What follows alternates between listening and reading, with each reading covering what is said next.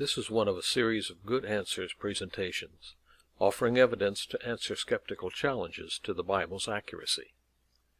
Today we look at the Bible's account of the destruction of Jericho by the Israelites under Joshua. Archaeologists and historians have often discounted the Bible's claim. We shall see what the evidence actually shows.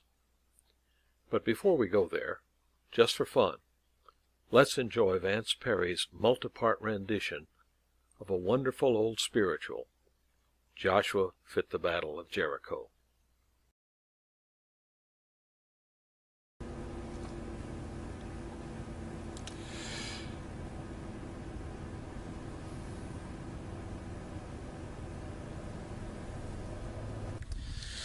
Joshua fit the battle of Jericho, Jericho, Jericho. Joshua fit the battle of Jericho, and the walls came tumbling down.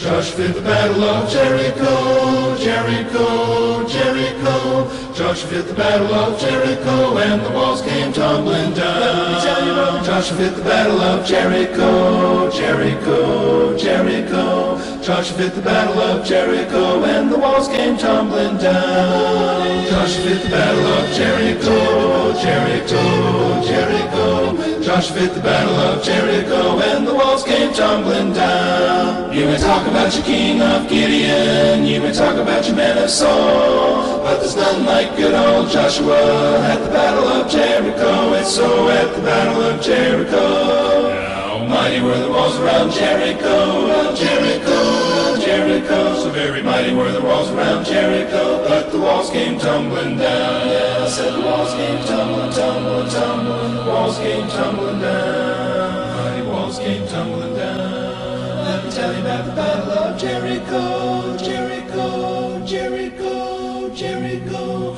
Jericho. Morning there was Jericho, by Jericho it was Jericho. Yes, it was early in the morning there was Jericho, God's children gathered round. Early in the morning there was Jericho, children gathered round Jericho, around Jericho, around Jericho, around Jericho, around Jericho, around Jericho. Joshua led the children around Jericho, 7 times they marched around. 7 times they marched around Jericho, Jericho, Jericho. 7 times they marched around Jericho, then hush fell all around. Yeah, the children made not a sound, and then up to the walls of Jericho they marched with spear in hand. Go blow them ram horns, Joshua cried, 'cause the battle am in my hand. And in the land ram sheep horns began to blow, and the trumpets began to sound. Well, Joshua commanded all the children to shout. He said, shout, shout, shout.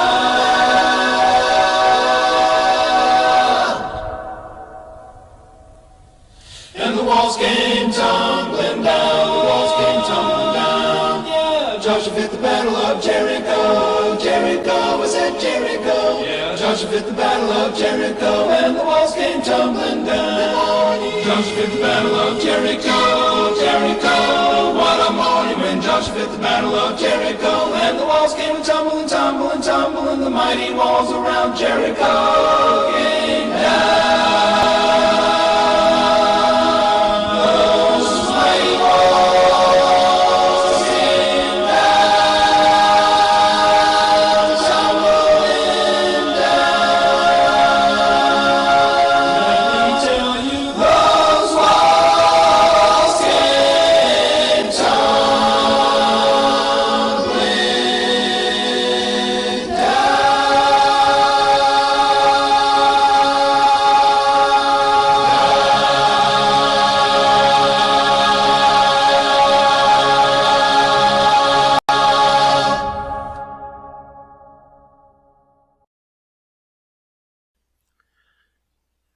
Jericho, a fascinating place.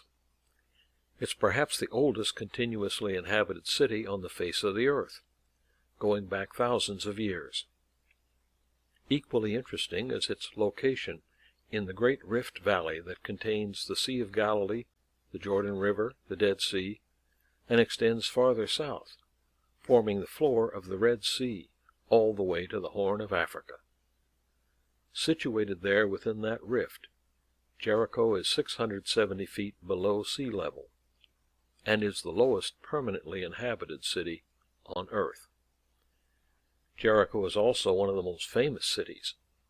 Its name is known widely as the city that Hebrews under Joshua attacked and destroyed upon their entry into Canaan, an event traditionally dated to around 1400 B.C.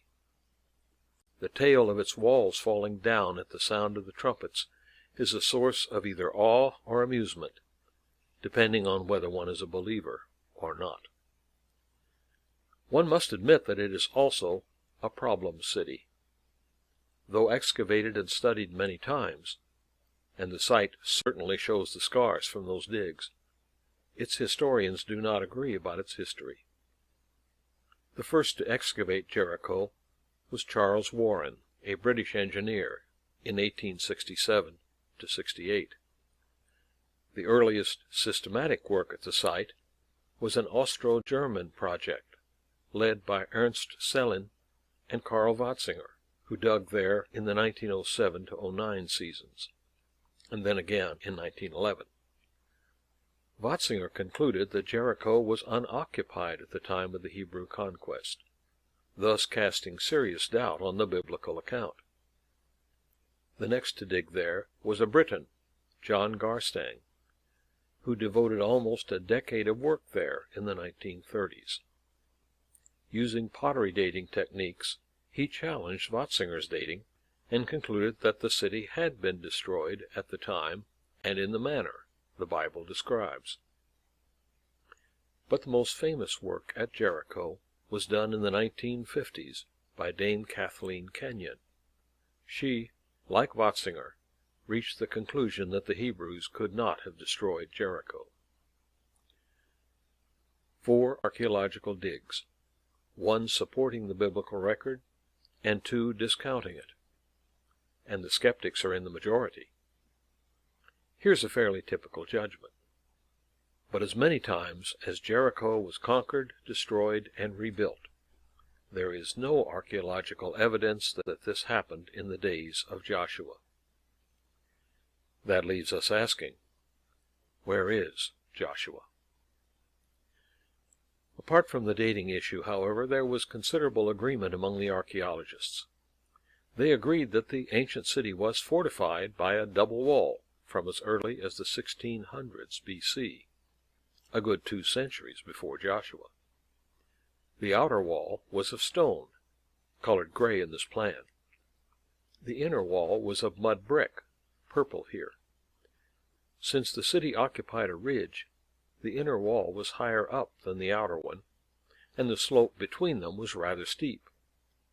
The artist's sketch that you see here shows houses on that slope between the 2 walls, and this too was verified by the excavators.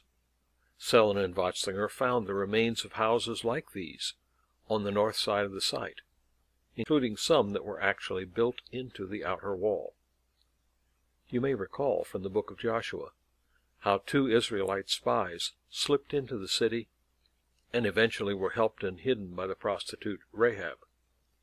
She was said to have a house like what the archaeologists found. When the officials came looking for the spies, she hid them on the roof of her house under some flax that was drying. And the Bible tells how the house's location permitted them to escape. Then she let them down by a rope through the window, for her house was built into the city wall, so that she lived in the wall. Joshua 2:15. The Bible also says that the people of Jericho were prepared for a siege by the Hebrew army. That's what would ordinarily happen in this period, since an invading army could not usually take a well-fortified city by storm. Defensive techniques were more advanced than those for attack. It would be a long time before the invention of gunpowder would bring bombs and cannons and make walled cities much more vulnerable. But for ancient cities, those walls, plus a few good defenders, could hold off a much larger invading army, certainly for months, and often even for years. It was largely a question of how long the defenders' supplies would hold out. The biblical picture indicates that Jericho was all ready to hunker down. Now Jericho was shut up inside and outside, because of the people of Israel. None went out, and none came in. Joshua 6:1. Despite disagreement over the date, the excavators all agreed that the city was destroyed. The walls were demolished. They generally assumed that this was caused by earthquake, and the city was utterly burned. Yet, surprisingly, they found no sign of a siege. That's just what the biblical record tells us, of course. So the people shouted, and the trumpets were blown. As soon as the people heard the sound of the trumpet, the people shouted a great shout, and the wall fell down flat, so that the people went up into the city, every man straight before him, and they captured the city. Then they devoted all in the city to destruction, both men and women, young and old, oxen, sheep, and donkeys, with the edge of the sword. Joshua 6:20 and 21. The Bible said no siege. But how did the archaeologists confirm that?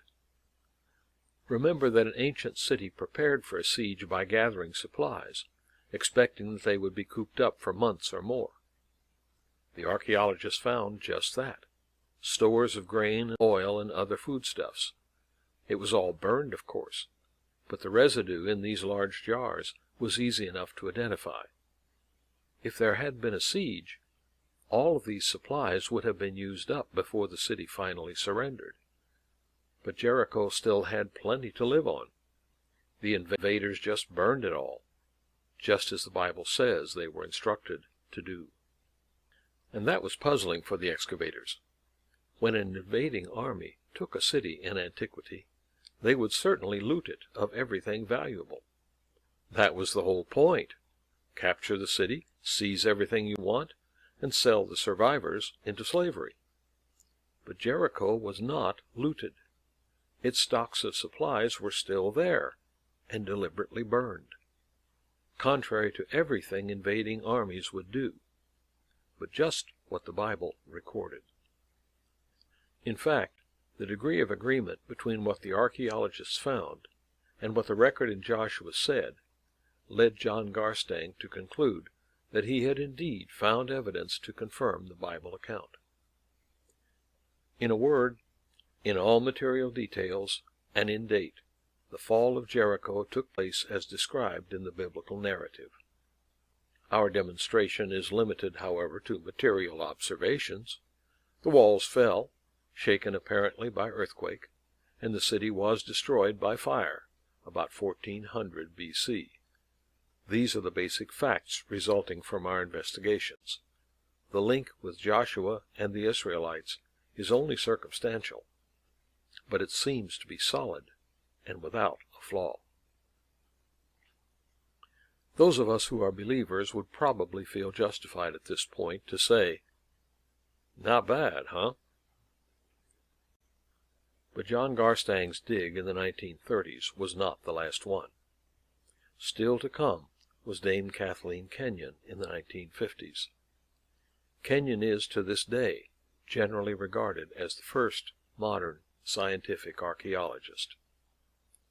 Archaeology, like any other scientific discipline, grew up gradually, with each new generation building on and refining the techniques of their predecessors, and Kenyon developed methods that brought her vast respect, great attention to detail, careful record-keeping, and great skill in detecting the different layers of a site like Jericho, that was inhabited for so many centuries. She was interested, like those before her, in dating the destruction of Bronze Age Jericho. And in general, she agreed with Garstang's conclusions. Jericho had indeed been a walled city from as early as the 1600s B.C., and it was destroyed much as Garstang believed.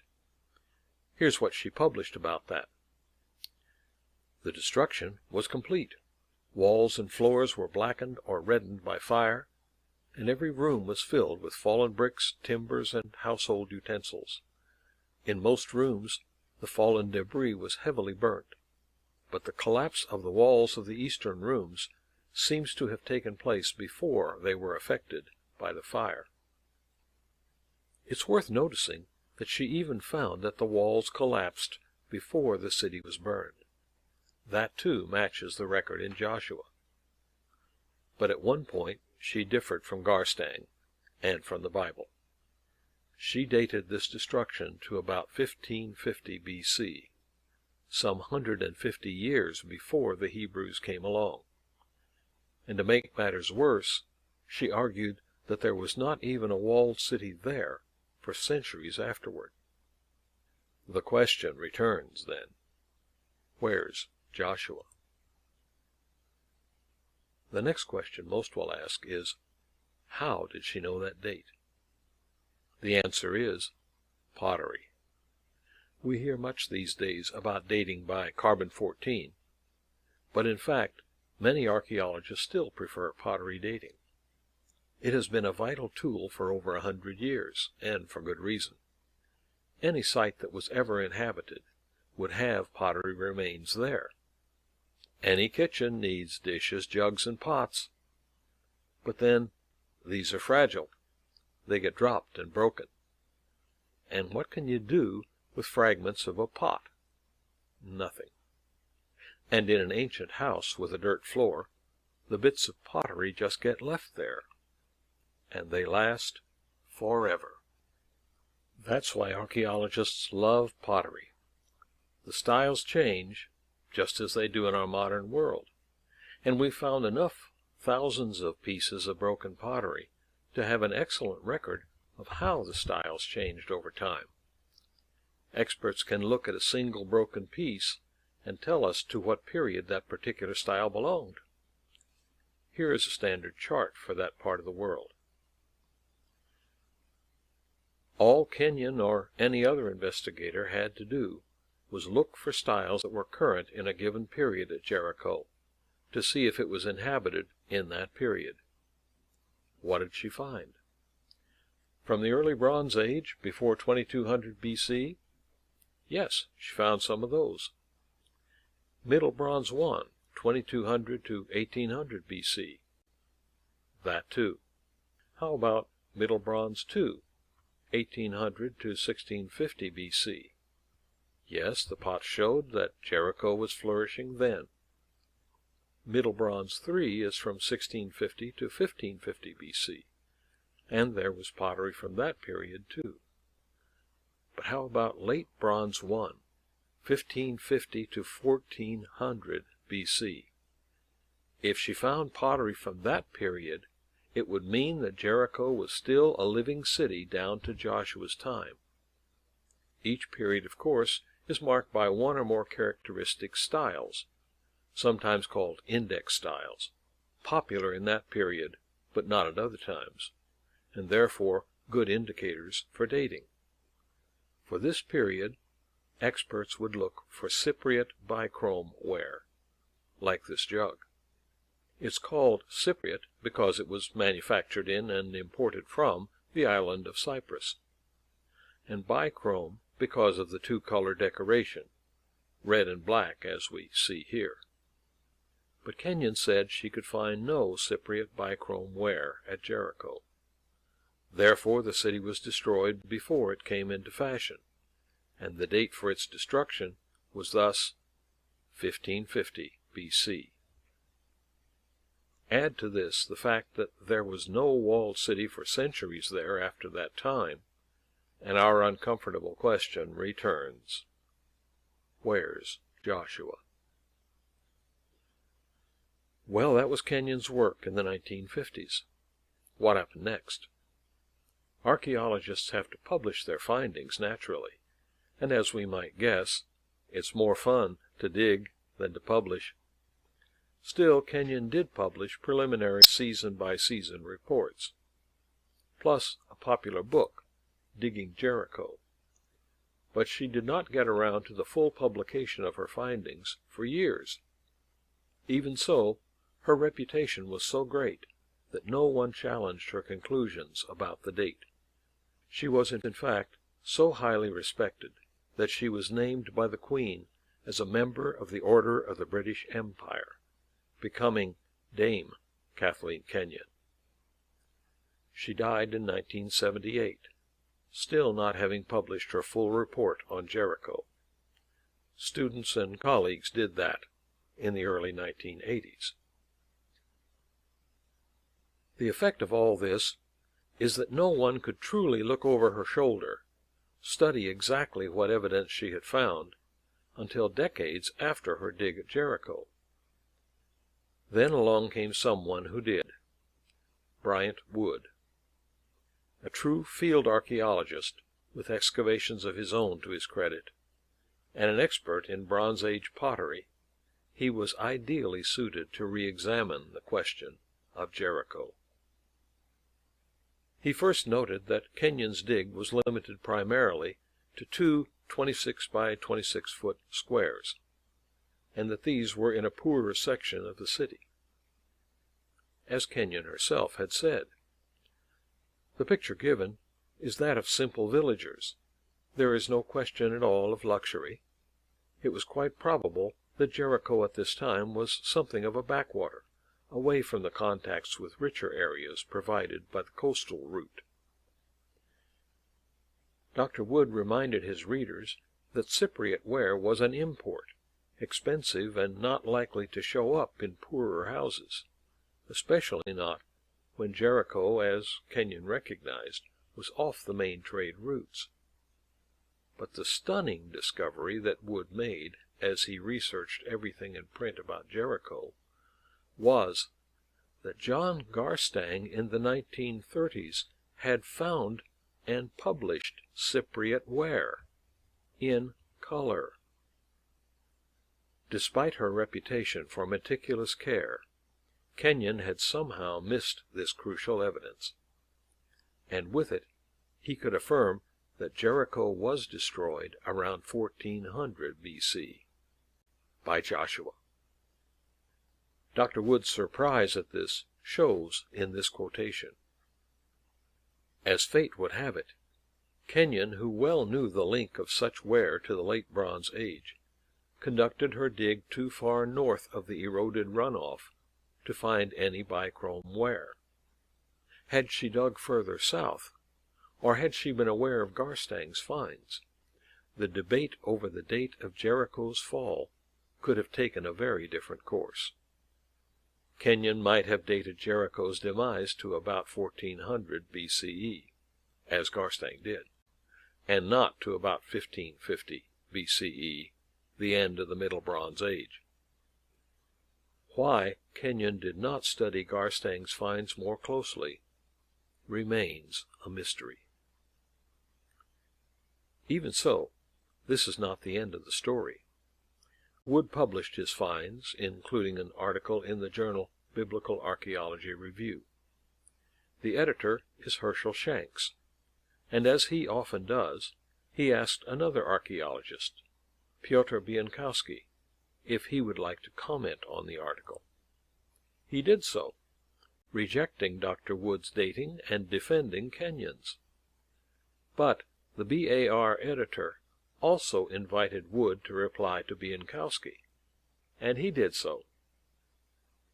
Now what do we have? Two archaeologists debating the date. How are we, as non-specialists, supposed to choose between them? Actually, even without being experts, we do have clues to go by. A professor of mine in graduate school years ago once said that when a new article came out on a subject of interest, he'd just look at the footnotes.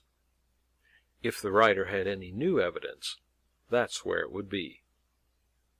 What do we find in these dueling articles? Bienkowski's is 2 pages long, with 20 footnotes. Wood's reply is 6 pages long, with 78 footnotes. One can guess who has the more evidence. But it was not yet over. A well-known historian, seeing Dr. Wood's article, wrote a letter to the editor. I do not write for BAR on principle, partly because the magazine publishes one-sided articles like Bryant Wood's recent piece on the Israelite conquest, which only mislead the public. Professor William G. Deaver. Now we have another challenge to Dr. Wood's dating. And then something very unusual happens. Editors of journals usually try to stay aloof from controversy they print, but in this case Herschel Shanks actually entered the discussion. We are offended by Professor Deaver's slur on Bryant Wood.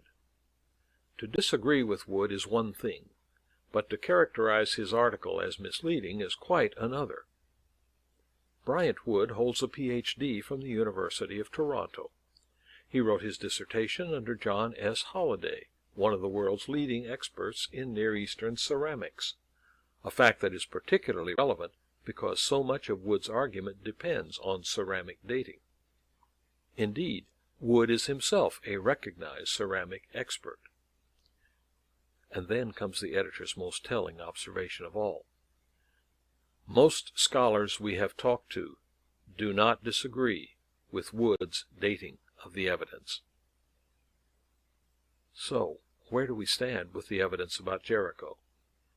Dr. Wood summarizes it, citing each point alongside references to the record in Joshua. Was this destruction at the hands of the Israelites? The correlation between the archaeological evidence and the biblical narrative is substantial. The city was strongly fortified. The attack occurred just after harvest time in the spring. The inhabitants had no opportunity to flee with their foodstuffs. The siege was short. The walls were leveled, possibly by an earthquake. The city was not plundered. The city was burned.